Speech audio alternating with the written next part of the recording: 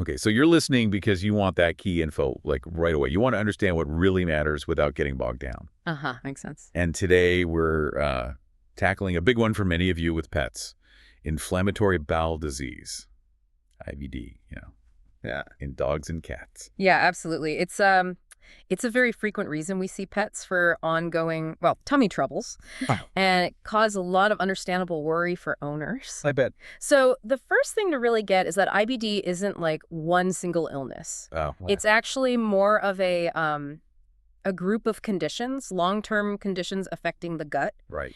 And what links them is this pattern of persistent or maybe recurring digestive signs, plus actual inflammation you can see if you look at a bit of the gut tissue under a microscope. So you need that visual confirmation. Exactly. And we even, categorize the different types based on the main inflammatory cell we find. You might hear vets use terms like lymphocytic plasmacytic or use cynophilic, even granulomatous and neuritis. Okay, so it's definitely not simple. Sounds like it presents differently, but what starts it? What's the root cause? Or do we even know? That is the million-dollar question. And honestly, we're still working it out.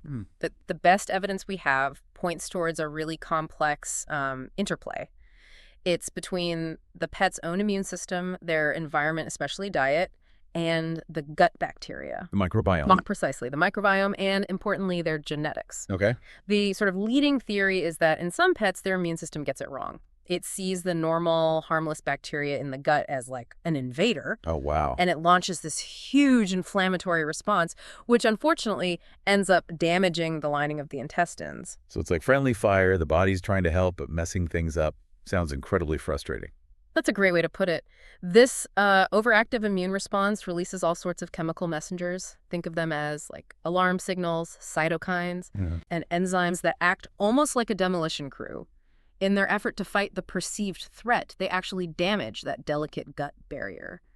There's also some thinking that maybe the initial defense system, the innate immunity, might have some flaws in these pets, making them more prone to IBD developing in the first place. Interesting. So it's mainly a gut problem then, but does it ever, spread, affect other areas? Yeah, the primary battleground is definitely the GI tract. That's where the signs and the inflammation are most obvious. Right. But in some cases, it's less common. But this chronic inflammation or the underlying immune issue can sometimes impact other organs. We've seen connections, though rare, to the liver, the immune system more broadly, even muscles, eyes, lungs, and skin sometimes. Really? Wow. It's not the typical picture, but it does show it's not just a localized gut issue. It can be systemic. And you mentioned genetics. Are there, specific breeds that are more susceptible? Yes, we definitely see that.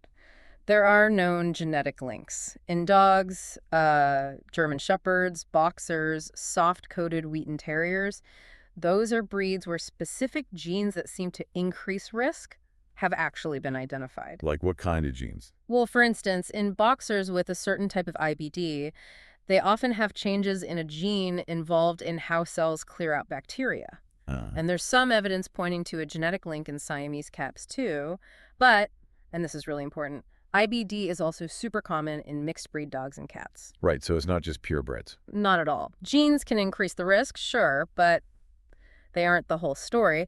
Plenty of mixed breeds get it. Good to know. So it could affect almost any dog or cat. When does it usually show up? Is it an older pet thing? It's most commonly diagnosed in middle-aged dogs and cats, that's true. But we definitely see it in younger animals too, sometimes even, under 2 years old. Oh, okay. And interestingly, there doesn't seem to be any clear difference between males and females in terms of how often it occurs. Right. So let's talk signs. What should you, as an owner, be watching for? What are those red flags? Good question. In dogs, the classic signs owners usually report are chronic vomiting that kind of comes and goes. Intermittent. Exactly, intermittent. Also diarrhea, and that can be small amounts frequently, or large watery stools, or sometimes both. And weight loss, often weight loss that you can't easily explain. And cats, similar. Cats are a bit different. The most common sign we see first in cats is actually a loss of appetite. Really? Before vomiting or diarrhea? Often, yes. Mm-hmm. Then usually weight loss, followed by vomiting and diarrhea.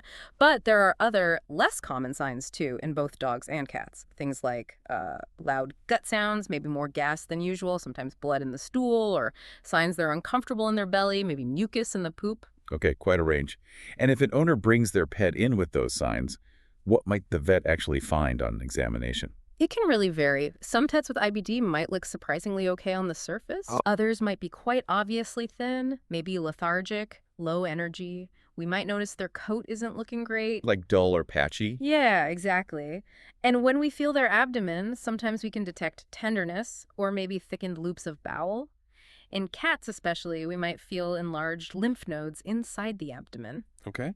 And in some dogs, especially if they're losing protein through their gut, a condition called protein-losing enteropathy, we might even find fluid building up in their belly. But, and this is key, sometimes the abdominal palpation feels totally normal. So the exam isn't always conclusive. Not on its own, no. Which is why, diagnosis can be a bit of a process. Right, the detective work you mentioned. So we've talked about what it is, who gets it, the signs.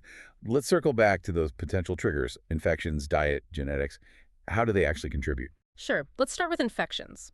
There's evidence linking certain bacteria to IBD flare-ups or even development. For example, specific types of E. coli bacteria that can actually stick to and invade the gut lining. They've been associated with the specific kind of IBD in dogs, granulomatous colitis. Okay. But other microbes like Giardia, Salmonella, Campylobacter, they've been implicated too.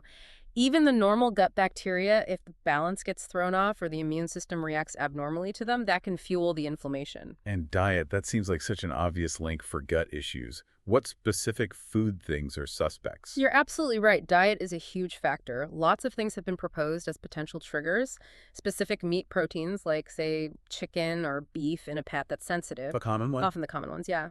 Also, artificial additives, colors, preservatives, milk proteins, even gluten from wheat. But more broadly than specific ingredients, it's just clear that what an animal eats is fundamentally tied into the development and the persistence of chronic gut inflammation and IBD. Makes total sense. It's constantly interacting with the gut lining. Every single day. And genetics, we touched on specific breeds. But how does a gene actually make a pet more likely to get IBD? Well, basically, certain genetic variations can mess with the normal function of the immune system in the gut.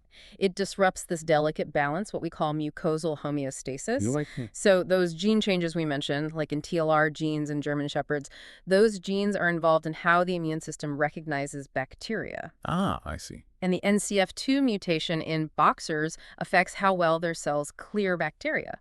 So these genetic quirks can basically make the immune system's alarm system in the gut like overly sensitive or prone to overreacting to normal gut contents. Got it. So, okay, the pet has signs. You suspect IBD, but you mentioned lots of other things can look like it.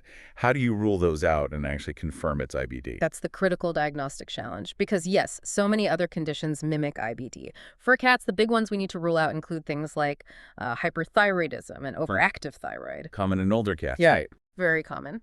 Also, intestinal cancer, especially a type called small cell lymphoma, which can look very similar. Yep. Adverse food reactions, certain viral infections like FIP or FLLVFIV. Okay. Kidney disease, liver problems, pancreatic issues where they don't make enough enzymes, that's EPI, exocrine pancreatic insufficiency, parasites, of course, and sometimes a condition that just gets better with antibiotics, which we call antibiotic-responsive enteropathy. Wow, that's a lot for cats. What about dogs? Similar list. Pretty similar overlap, but some specifics. Again, intestinal cancer is a big one. Problems with gut motility, how things move through. Food reactions, definitely. A condition called lymphangiectasia, where lymph vessels in the gut get blocked or dilated. Yeah. EPI again, parasites, and that antibiotic-responsive enteropathy again, too. So yeah, you really need a methodical approach to rule these things out. So what are the tools? What tests did the vet use to sift through this? We usually start with baseline tests, routine blood work like a CBC and chemistry panel and a urinalysis. These are often more helpful for ruling out other diseases. All right, not necessarily ruling an IBD. Exactly. Sometimes in IBD pets, we might see mild anemia, maybe slightly high white blood cells, but nothing specific. Cats might show some changes in protein levels or liver enzymes. Low protein is actually more common in dogs with IBD. But one potentially useful clue can be the vitamin B12 level, cobalamin. If that's low, it suggests a problem absorbing nutrients in the lower part of the small intestine, which is common in IBD. Are there other lab tests that give more specific clues? Yes, depending on the species and suspicions. For dogs, we often run a CTLI test to check pancreatic function for EPI. We might run a SPEC-CPL to check for pancreatitis. And measuring both cobalamin and folate levels can give us clues about where in the intestine the problem might be. And for cats? For cats, besides cobalamin and folate, we definitely want to check thyroid hormone levels, test for FAV and FIV, again, maybe a TLI if we suspect EPI, and a spec FPL for pancreatitis. What about looking inside? Do x-rays or ultrasound help? Standard x-rays, usually not for diagnosing IBD itself, but they're great for checking other abdominal organs, ruling out obstructions, things like that. Okay. Barium studies, where the pet drinks contrast material.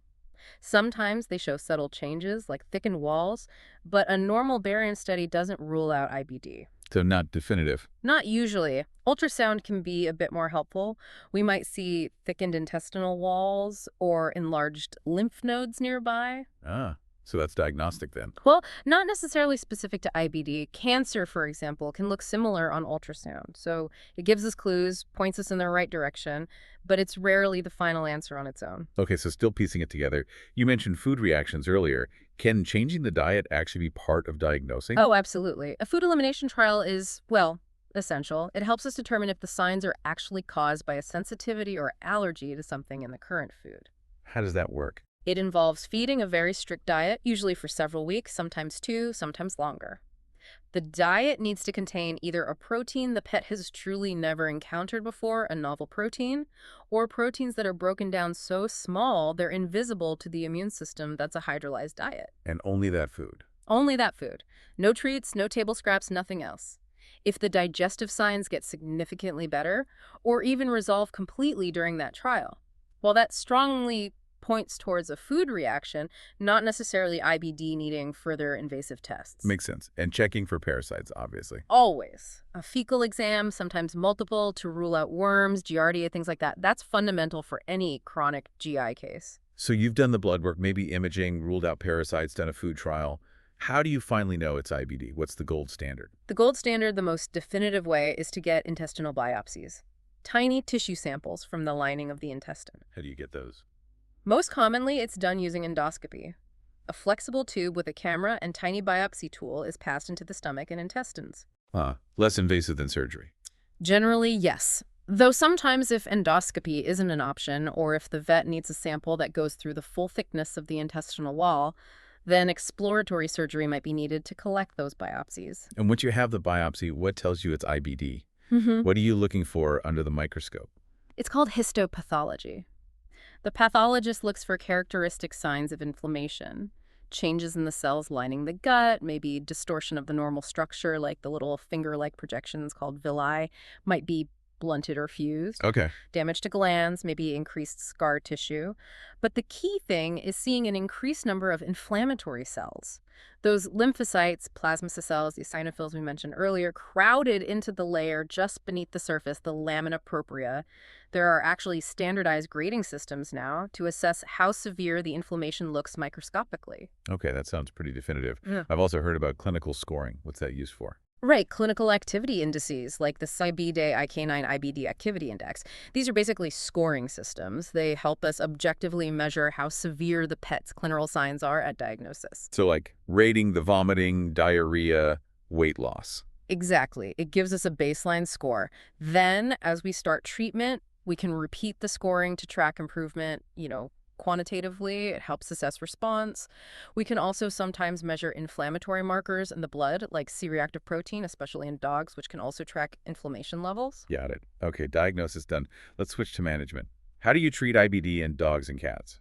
Well, most pets can be managed as outpatients at home, unless they're really unwell, severely dehydrated, very low protein levels, or significantly underweight. Then they might need hospitalization. Yes, potentially for IV fluids, maybe special fluids called colloids if protein levels are critically low, causing fluid leakage. Basically supportive care to get them stable. And then long term. You mentioned diet is key. Diet is huge, often considered the cornerstone of long-term control.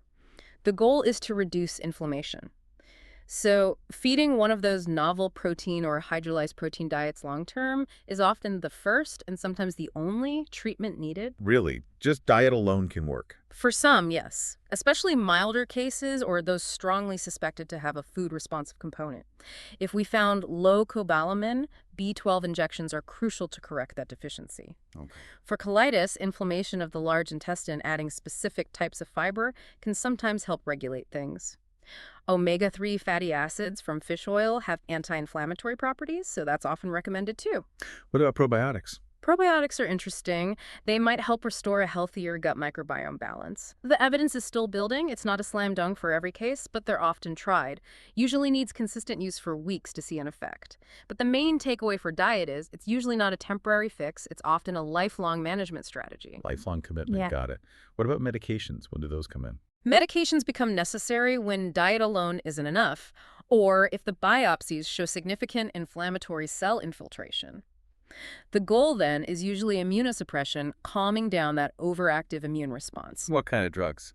Often, corticosteroids, like prednisone or budesonide, are the first line. Budesonide acts more locally in the gut, which can sometimes mean fewer systemic side effects. Other immunosuppressants might be added if needed. And remember that specific type of colitis in dogs linked to AIEC bacteria. Yeah, the E. coli one. For that, specific antibiotics, fluoroquinolones, are usually the primary treatment. Is surgery ever used as a treatment for IBD itself? No, not really. Surgery isn't a treatment for the underlying inflammation of IBD in pets. It might be needed for diagnosis, like we discussed, to get biopsies, but it doesn't fix the IBD. Okay, clarifies that. So managing this long term, what do owners really need to understand? Client education is critical. The most important thing is understanding that IBD is typically managed, not cured. Right, it's chronic. It's chronic, and relapses or flare-ups are pretty common, so owners need patience. It can take time to find the right combination of diet and maybe medication that works best for their individual pet. Regular vet checkups are vital. How regular? Initially, maybe every 2 full weeks, with lab work until things are stable. We'll definitely monitor protein levels in dogs, cobalamin in both. Once stable, maybe yearly checks or checkups whenever there's a flare-up. Are there potential complications to watch out for, things that can go wrong? Yes, unfortunately, either from the disease itself or sometimes the treatment. Dehydration can happen during flare-ups, malnutrition from poor nutrient absorption, side effects from long-term medication use, like steroids, persistently low protein or low cobalamin, anemia, and sometimes the immunosuppression can make them more susceptible to other infections. Okay, good to be aware of. Yeah. So finally, what's the overall outlook? If a pet gets diagnosed, what can people expect? Generally, the short-term prognosis is actually pretty good. Often good to excellent with the right management. We can usually make them feel a lot better relatively quickly. That's encouraging. It is. The long-term outlook, though, can be more variable. It depends on the severity. In dogs, factors that might suggest a poorer long-term prognosis include having really severe disease when diagnosed, seeing significant changes way up in the small intestine on endoscopy, having that fluid build up in the abdomen, or having persistently low protein levels despite treatment. So some factors make it tougher to manage long-term. Exactly. But many pets, even with those factors, can still have a good quality of life with diligent management. Okay, so wrapping up our deep dive on IBD in dogs and cats. It's definitely complex. You've got this interplay of genetics, the immune system, the environment, especially diet and the microbiome. It really is a multifactorial puzzle. And while a complete cure might not be realistic for most, effective management focused on diet, sometimes medication, and close monitoring can make a huge difference to a pet's comfort and quality of life. Absolutely. Control and symptom management are achievable goals. So if you're hearing this and recognizing some signs in your own dog or cat, the key message is talk to your vet. Get personalized advice, get that diagnostic process started. Definitely. Don't wait. And, looking ahead, what's really exciting is the ongoing research into the gut microbiome. Yeah. Understanding how those trillions of bacteria interact with the immune system, it holds so much promise. We might see totally new ways to prevent or maybe treat IBD emerging from that research in the future. Like more targeted probiotics or maybe even fecal transplants. Potentially. It really makes you wonder, doesn't it? What new strategies might be just around the corner for helping our pets with this condition? Something to think about.